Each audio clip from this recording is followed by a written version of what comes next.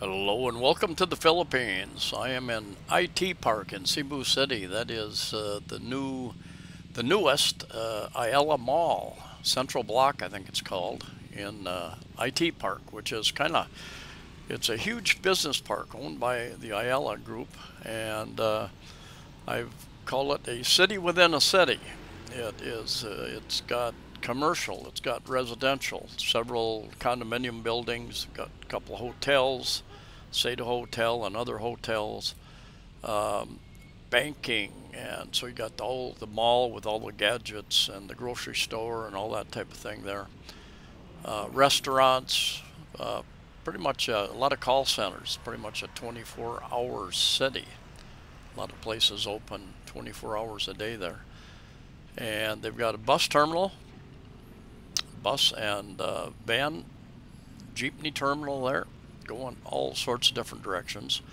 In fact, you can get on a bus, dedicated buses, I forget how often they run, every 20, 30 minutes, somebody told me, I'm not sure about that, that go up to tops, up in the mountains, big overlook area up there. And they've really built that up, a lot of restaurants up there now, a lot of people like to go up there day and night. Night, of course, you get to see the city lights. If it's not raining, which is, boy, the last couple of months, we've got a lot of nightly rain.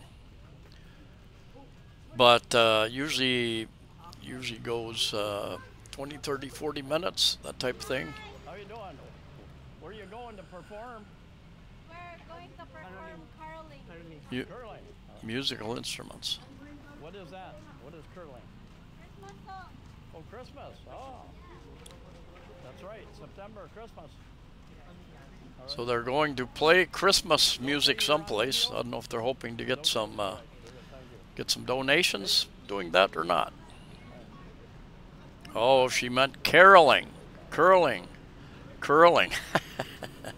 That's the differences between how Filipinos pronounce different letters. Curling, caroling. Um, Anyway, it is something you will have to get used to here in the Philippines sometimes. And anyway, a lot of restaurants, fast food places. They've got, I think, a medical clinic, dental clinic, all that sort of stuff here. City within a city. It used to be an airport back in the old days. This whole area was an airport, but now it is a huge business district, what you call I guess a township, where a developer comes in and runs the whole place. They have their own police force. They can give you citations. They can arrest people, and yeah, they call them townships, I believe, when a developer takes over an area and they're responsible for the building and the upkeep and the maintenance and the policing and all that type of thing. Just like Cebu Business Park, where the big Ayala Mall is in Cebu City. Same thing, and you'll get the same thing in Manila too, where different developers have a combination of commercial, residential buildings. Donuts. They just remodeled this place. And I don't know that they changed it very much, but they remodeled it inside, at least, because it was kind of closed off. Most of it was closed off for several months. I've kind of cut way back on the donuts. I need to lose some weight here. Anyway, walking, I had been in IT Park looking at some condominiums, 3 different one-bedroom condominiums for rent in 38th Park Avenue. And anyway, they're nice high-end place down that direction, and they go for over, like, let's see, what were they? 50 some square meters, I think, and they were asking 65,000, so more than 1,000 pesos per square meter. Good way to kind of figure out how much you're getting for your money. But nice place. By the way, I've done over 1,600 videos in my 9 years of doing videos here in the Philippines, and a lot of travel videos, cost of living, medical dental type information, a lot of real estate related videos. What do they look like? What do they cost to rent, to buy? Different areas. I've lived in 6 different condominiums, different parts of Cebu City, and done a few videos on other islands as well. But consider subscribing if you haven't. Subscribing, thumbs up, thumbs down, comments help the algorithms. If you want to support the channel, there's the lower left hand corner, there's a join button where a couple different levels I put up more in-depth videos on different topics. And then I think over in the right hand below the video there's a heart shaped thing you can donate. I've got a first comment of every video, a buy me a coffee or a PayPal account as well. Anyway, a lot of you come and you're very comfortable staying in IT Park. Everything's here that you need, and easy to travel out of here by taxi or buses or vans. And yeah, you can get a van you can get a bus, or you can get a taxi and a driver for 3,500 to 4,500 pesos, right in that range. Very cheap for the whole day. Take you around, depends on where you're asking him to take you. But yeah, a lot of options right here. I just got a comment from somebody. Is it safe to walk in IT Park at night? And my answer was, yeah, I've never heard of any issues. They've got their own police force, their security, and anyway, I think it's relatively clean. You occasionally might see children begging there, but not very often. You occasionally will see a stray dog wandering around there, but not nearly as often as other streets out there. But like I said, the dogs are friendly, or they're not friendly. They appear to be friendly, but they're not. If you approach them, they will bark and growl. And now by the time I got to Ayala Mall, this is Ayala Mall here in Cebu City, and I didn't want to walk the rest of the way, so I grabbed a hobble, a motorbike taxi. And some of these guys are pretty talkative, and when you're driving, you got wind in. They provide the helmet. You got wind in your helmet and ears. Sometimes hard to understand, but Cebu Business Park as well is I guess they call it township, owned by Ayala. There you've got many different condominiums. You've got Solanea, you've got Calyx, you've got Park Point, you've got Alcoves, and several other older condominiums as well in that area. Lots of options. I've done a lot of videos in there. By the way, yeah, yesterday I think I did a video about the typhoon, and had some major winds. The north end of Cebu Island was under warning number 1, but further up it hit I think northern Samar, Bicol region, southern Luzon primarily, and did a lot of rain, a lot of wind, a lot of flooding. I think there was at this point in time they've said that there are at least 11 people who have died, drowned, different things because of that, and now it's headed off towards China, just like the last one. So we've had 2 typhoons. You call them hurricanes in the west. In the last week, the first one went way north, kind of touched the very north end of Luzon Island.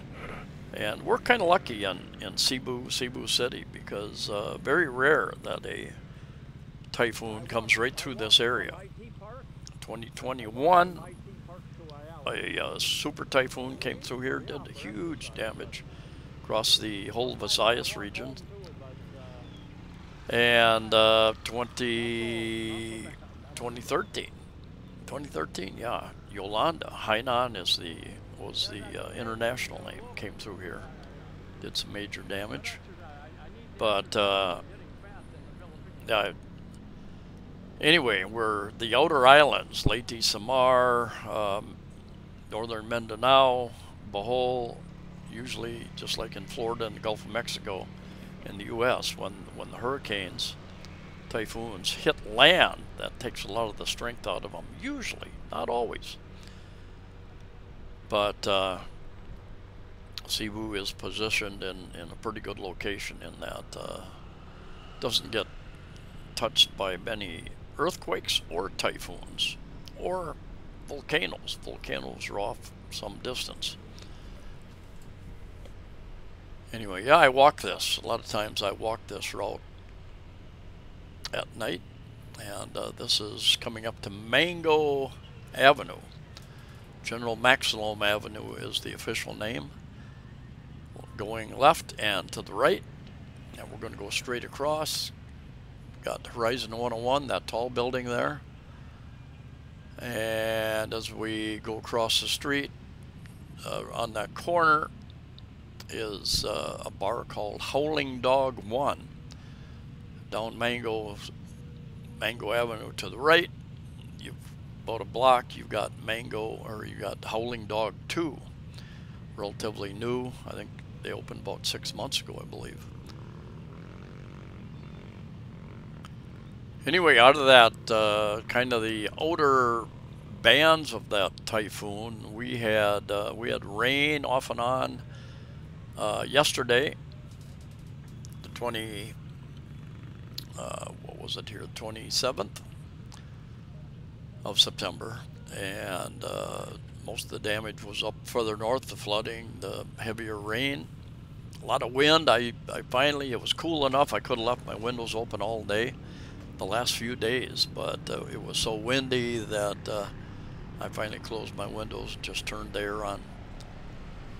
But today, I had a little sun today. I even was able to do the wash out on the balcony. And off to the left there, you can see these going to be, I think, 4 residential towers and 1 commercial tower. City Clow. They've got a couple people, very few people who moved into that first tower on the left. Now this is a very busy street already. Imagine when they've got 100 or 200 cars coming and going out of that parking. The parking that goes in right about there, I believe. Going to be a much busier street once they occupy all those buildings.